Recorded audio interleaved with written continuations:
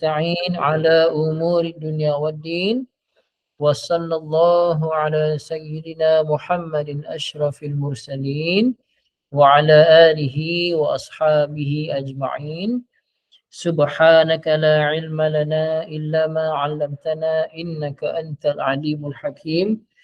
رب اشرح لي صدري ويسر لي أمري واحلل عقدة من لساني يفقه قولي. ربي يسر ولا تعسر، ربي تمم الخير. يا فتاح يا فتاح يا عليم يا عليم وبك نستعين. أما بعد. Assalamualaikum warahmatullahi taala wabarakatuh. Alhamdulillah ibu-ibu ayah yang dirahmati Allah taala semua. Pada Allah. Hari ini adalah hari Isnin, 3 hari bulan 7 2023. Pengajian kita pukul 10.35 malam. Sambungan sirah Rasulullah sallallahu alaihi wasallam menggunakan kitab Khulasah Nurul Yaqin.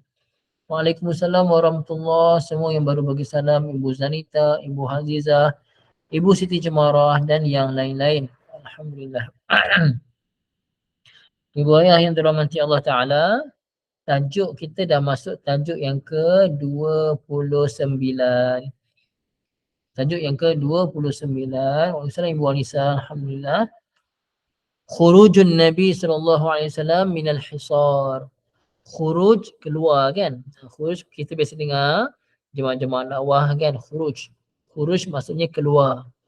Khurujun Nabi, keluarnya Nabi SAW minal hisar, daripada al-hisar, pemulauan. Al-hisar maknanya pemulauan ataupun kepongan. Kan Nabi dan juga keluarga Nabi dari Bani Hashim dan Bani Muttalib. Al-Muttalib telah pun dipulaukan di sebuah lembah. Di sebuah lembah. Lembah ni maksudnya di antara dua bukit lah. Dekat lembah yang tersebut. Selama berapa lama ibu ayah? Berapa lama Nabi dan keluarga Nabi daripada Bani Hashim dan Bani Al-Muttalib dipulaukan? Selama 3 tahun. Betul Ibu Sofia? Selama 3 tahun. Masya Allah, tabarakallah. Jadi fi as-sanati al-ashirati minan nubuwah, pada as-sanati al-ashirah, tahun yang ke-10. Ibu ya, kalau 10 sahaja, 10 dalam bahasa Arab asyarah. 10 dalam bahasa Arab asyarah. Kalau al-ashirah yang ke-10, beza pada tahun yang ke-10 minan nubuwah, daripada kenabian. Maknanya masa ni umur Nabi berapa tahun ibu ayah? Agak-agak. Berapa tahun umur Nabi ketika mana berlaku peristiwa ini? Umur Nabi berapa tahun? Kita kira-kira. Ikut matematik. Bagus Ibu Maimunah. Ketika ini umur Nabi 50 tahun dah. Manusia biasalah 50 tahun. Nabi taklah sekuat umur 40. Dah lah. Ibu ayah, Nabi ni daripada sahabat, khasnya Nabi lah. Nabi makin meningkat usia, makin lama jadi Nabi, makin banyak ujian yang baginda hadapi. Makin lama makin banyak ujian. Pasal itulah Nabi dia adalah Nabi yang paling martabat dia daripada semua Nabi-Nabi ulul azmi. Okay. Minan nubuwah ittafaqa khamsatun min asyrafi Quraisyin. Ittafaqa telah bermuafakat. Ittafaqa telah bermuafakat. Khamsatun, 5 orang. Min asyrafi Quraisy, daripada orang-orang yang mulia daripada orang Quraisy. Kisahnya macam mana ni? Kisahnya macam mana? Okey. Waalaikumsalam Ibu Baharia. Kita tahu kan, Ibu ayah, kita tahu kan kisah yang mana kertas perjanjian, lembaran perjanjian yang ditampal dalam Kaabah telah pun dimakan Ananai. Kita semua tahu kan cerita tu kan. Cuma yang kita kadang-kadang kita tak diceritakan kepada kita kat sekolah pun tak ada, dalam silibus pun tak ada. Apa dia? Macam mana apa ni boleh berlakunya peristiwa orang masuk ke dalam Kaabah dan tengok. Jadi ibu ayah, khamsatun ini 5 orang. 5 orang ni Islam ke semua ibu ayah? 5 orang ni sahabat ke? Bukan sahabat. Ketika itu 5 orang ini adalah 5 orang daripada bangsa Quraisy, daripada kaum Quraisy. Kaum Quraisy ni banyak. Quraisy ni ada Quraisy daripada Bani Hashim, ada Quraisy daripada Bani Makhzum, kan, daripada Bani Makhzum, dan dia ada beberapa yang lain lah. Jadi ada 5 orang lelaki min asyrafi Quraisy, daripada orang-orang besar Quraisy, keluarga-keluarga besar Quraisy. Fanaqadu as-sahifah. Mereka ini telah membatalkan ataupun telah membatalkan as-sahifah, kertas itu. Apa kita panggil? Lembaran tersebut. Ataupun mereka telah merosakkan ataupun mereka telah menyebabkan bocor rahsia yang mana lembaran itu sebenarnya dah pun rosak. 5 orang ni punya kerja sebenarnya. Macam mana tu? Ibu ayah, mereka ni walaupun orang Arab yang putuskan, pemuka-pemuka Quraisy yang putuskan supaya Nabi dan keluarga Nabi dipulaukan, adakah semua sebenarnya bersetuju ibu ayah? Adakah sebenarnya semuanya bersetuju? Jawapannya tidak. Sebenarnya keputusan dibuat oleh para pemuka Quraisy sahaja. Daripada dia sebenarnya Bani Hashim, Bani Muttalib ni yang paling anti dengan Bani Hashim, Bani Muttalib adalah namanya Bani Makhzum. Bani Makhzum, kabilah Bani Makhzum. Bani Makhzum inilah, daripada kabilah Bani Makhzum ini ada satu orang yang paling jahat. Siapa dia? Dia Quraisy tapi dia paling jahat. Agak-agak siapa? Ni boyah. Kita teka sikit. Abu Jahal. Nama asalnya Abul Hakam bin Hashim. Abul Hakam. Abul Hakam bin Hisham, tak silap saya ya. Tapi panggil Abu Jahal, bapa kejahilan. Dia daripada Bani Makhzum. Jadi yang buat keputusan supaya Nabi dan keluarga Nabi daripada Bani Hashim dan Bani Muttalib dipulaukan adalah ketuanya Abu Jahal ni lah. Ketuanya Abu Jahal. Jadi 5 orang daripada Quraisy ini ketika peristiwa ini mereka semua belum Islam. Mereka semua tak Islam. Dan sebenarnya sampailah di hujung umur mereka yang masuk Islam 2 orang aja. Lagi 3 orang mati kafir. Bayangkan 5 orang yang jadi sebab ataupun penggerak kepada boleh masuk dalam Kaabah dan tengok kertas tu. Mereka ni ketika peristiwa ini mereka semua bukan orang Islam. Cuma di akhir hidup mereka 2 orang antara mereka masuk Islam. Setakat ni faham tak jalan cerita ibu? Boleh komen? Jalan ceritanya macam mana? Boleh faham tak? Bukannya Nabi yang pergi sendiri tau. Bukan Nabi sendiri yang pergi minta nak masuk Kaabah, bukan. Tetapi 5 orang daripada Quraisy ni, orang-orang lelaki Quraisy ni, yang mereka ni sebenarnya ibu yang sifat orang Arab ni, setuju tak? Siapa-siapa yang pernah jumpa dengan orang Arab, biasa dekat negara Arab, setuju tak orang Arab ni dia cukup suka bagi makan. Dia cukup tak boleh kalau dia nampak orang kelaparan. Tak pula budak-budak, orang tua tak makan. Kita orang dulu masa dekat Mesir dulu, contohnya kat Mesir ke, ataupun kalau saya bawa jemaah ke apa ke, kan, jadi mutawif kat Mekah Madinah, kalau dema jemput makan, kalau tak habis makan ke apa ke, kecil hati dema tu. Betul tak?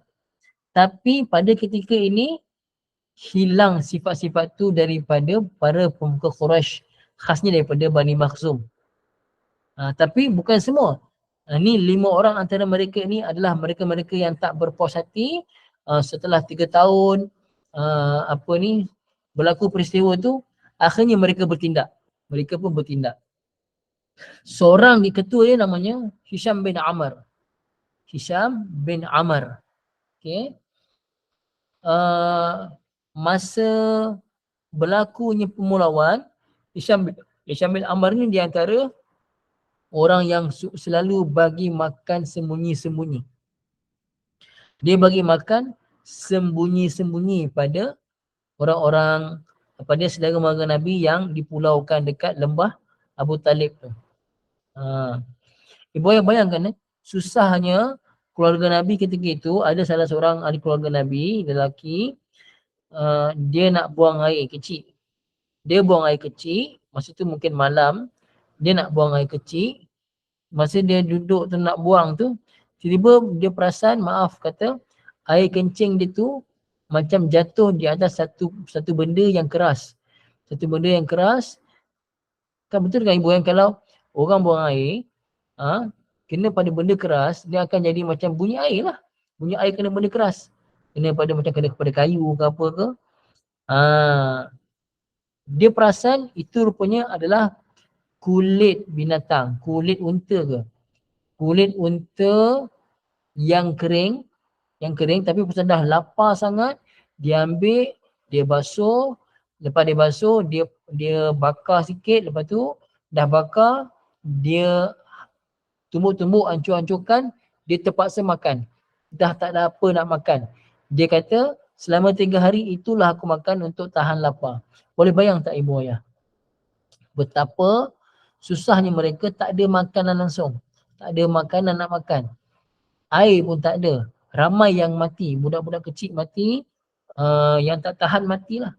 Siapa yang buat ni? Orang Quraisy juga. Tapi daripada Bani Makhzum, ketua dia. InsyaAllah, tabarakallah. Jadi ibu ayah jangan bayangkan 3 tahun tu duduk macam tu aja. Hanya dipulaukan dan diseksa. Tak ada makan, tak ada perhubungan, macam-macam ibu ayah ya. Masya Allah. Kesian Nabi dan keluarga Nabi. Fakharajan Nabi SAW. Ini belum lagi. Okay, saya ceritakan dulu Namanya Hisham bin Amr. Hisham bin Amr ni yang selalu bagi makan secara sembunyi-sembunyi. Hisham bin Amr ni akhirnya dia masuk Islam. Masuk Islam itu pun setelah Fatah Mekah. Ibu ayah, Fatah Mekah tu berlaku bila tu? Di hujung-hujung usia Nabi tau. Fatah Mekah tu di hujung-hujung usia Nabi. Nabi wafat umur berapa ibu ayah? Wafat umur berapa? 63. Peristiwa ini berlaku umur Nabi tadi? Peristiwa ini berlaku umur Nabi berapa? Peristiwa ni? 50. Jadi daripada umur Nabi 50 sampai umur 63, barulah akhirnya Hisham bin Amr tu masuk Islam. Maksudnya Hisham tu dia kafir, dia musyrik sampai di akhir hayat Nabi baru dia masuk Islam. Ya? Allah buka, Allah terima dia. Allah Ta'ala bagi hidayah pada dia, akhirnya dia masuk Islam. Daripada 5 orang tadi, 2 orang masuk Islam. Pertama, Hisham bin Amr, dia masuk Islam setelah Fatah Mekah. Cuma ibu ayah, Hisham bin Amr ni, adakah dia Bani Al-Muttalib? Adakah dia Bani Hashim? Dia Quraisy tapi dia bukan Bani Hashim. Dia bukan Bani Muttalib yang kena pulau tu. Dia tak ada kena mengena pun. Tapi kenapa dia tolong juga bagi makan? Kenapa? Pasal kemanusiaan orang Arab dulu, bab makan ni, dia memang kesian sangat kalau orang tua tak makan, budak tak makan. Jelas ya? Jadi, bila Islam datang, hati mereka jadi keras. Yang tolak Islam ni. Tapi masih ada lagi mereka-mereka yang baik hati macam Hisham bin Amr ni. Ibu ayah yang dirahmati Allah SWT, bayangkan Hisham bin Amr ni, dia tiap-tiap malam sebelum tidur, dia akan fikir, macam mana aku nak tolong, nak bagi makan. Dia akan fikir macam tu. Dia tak lena tidur kerana dia fikirkan apa aku nak buat, nak bagi makan dekat orang-orang Islam, dekat bagi makan dekat Bani Hashim, Bani Abdul Manaf, Bani Hashim dengan Bani Muttalib yang sedang dipulaukan. Dia fikir setiap malam. Baik hati dia. Jadi dan Hisham bin Amr juga dia seorang yang tak kenal erti lelah, tak kenal erti penat. Dia sentiasa memikirkan mengenai orang-orang yang dipulaukan itu. Itu satu.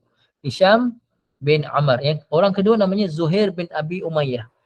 Zuhair bin Abi Umayyah, dia pun masuk Islam. Dia pun masuk Islam juga. Alhamdulillah. Jadi dia bukan Bani Al-Muttalib. Zubair ni, dia bukan Bani Muttalib. Dan dia juga bukan Bani Hashim. Tapi ketika mana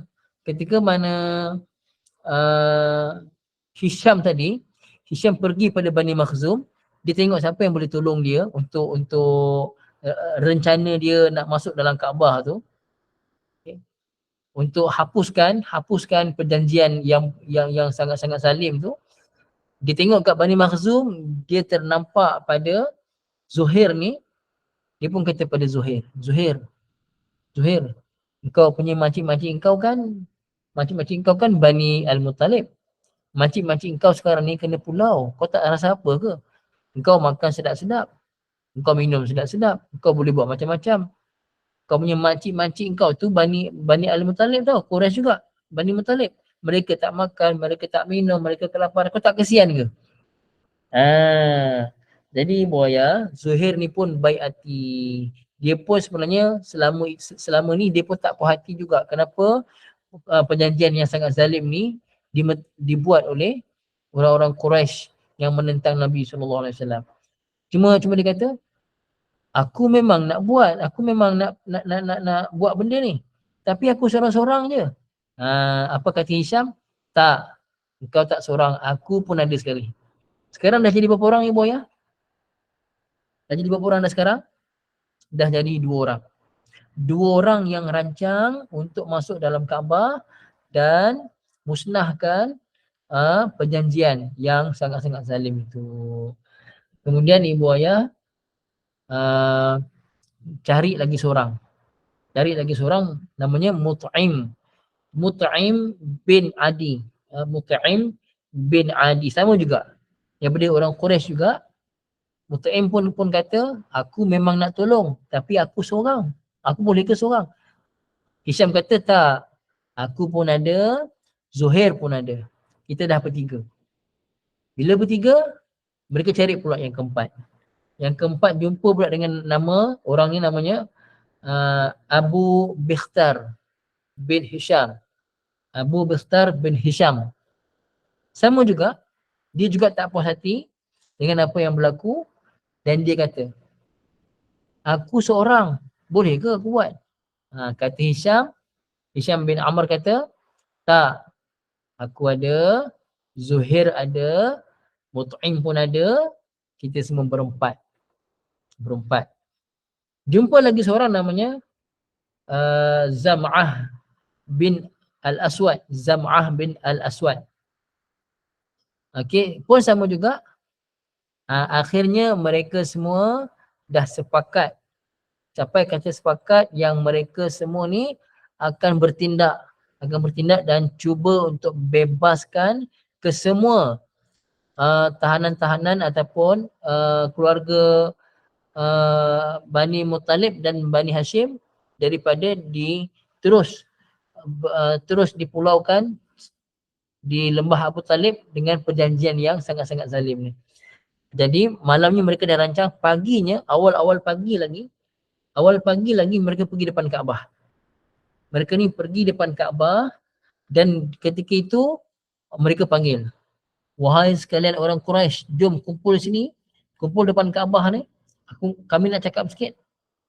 Sebenarnya wahai orang Quraisy semua, yang cakap ni Hisham bin Amr. Sebenarnya kamu semua sanggup ke tengok?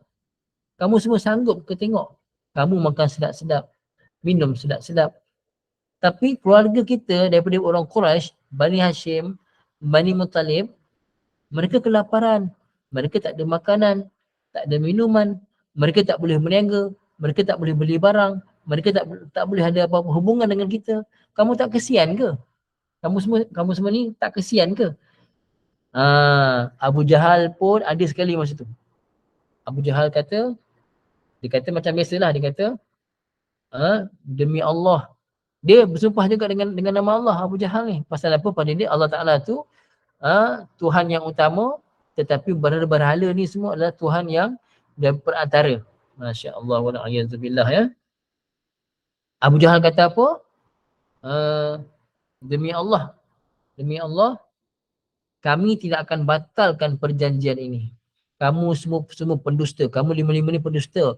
Kamu dah rancang sebenarnya malam tadi. Kamu dah rancang, kamu dah kumpul. Hari ni kamu datang jumpa aku, berani cakap macam ni.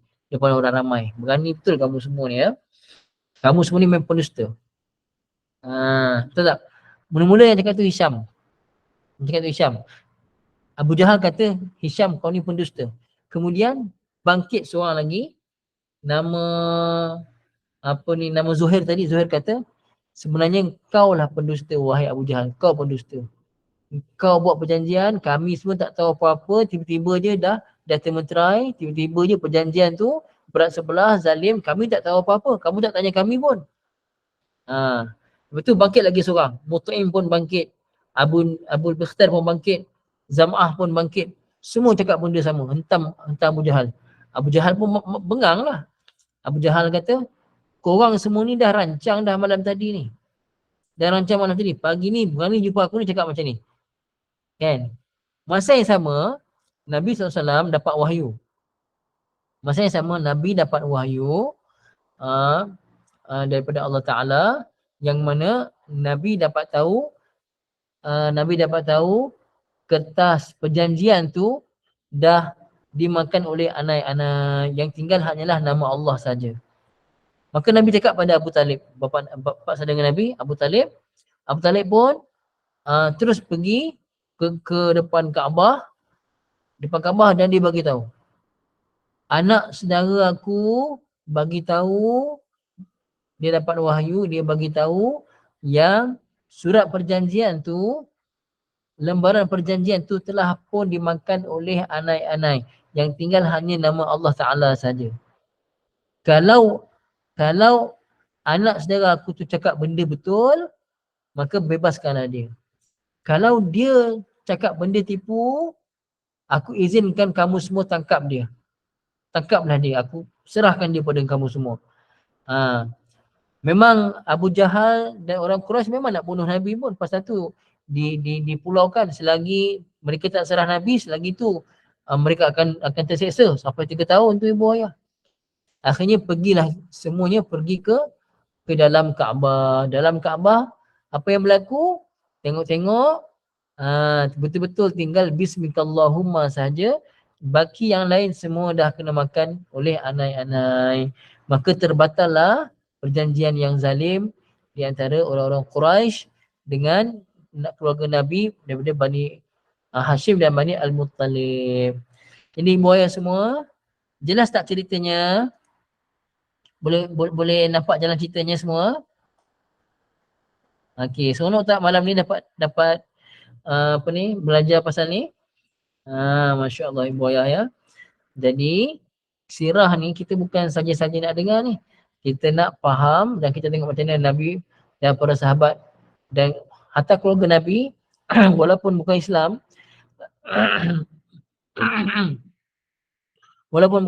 tapi mereka tetap nak melindungi Nabi, bersama dengan Nabi. Dan akhirnya ramai masuk Islam lah.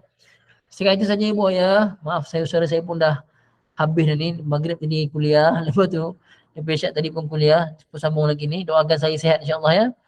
Aqulu qawli hadha wa astaghfirullahal azim li wa lakum. Bismillahirrahmanirrahim. Alhamdulillahirabbil alamin. Wassalatu wassalamu ala sayyidina Muhammadin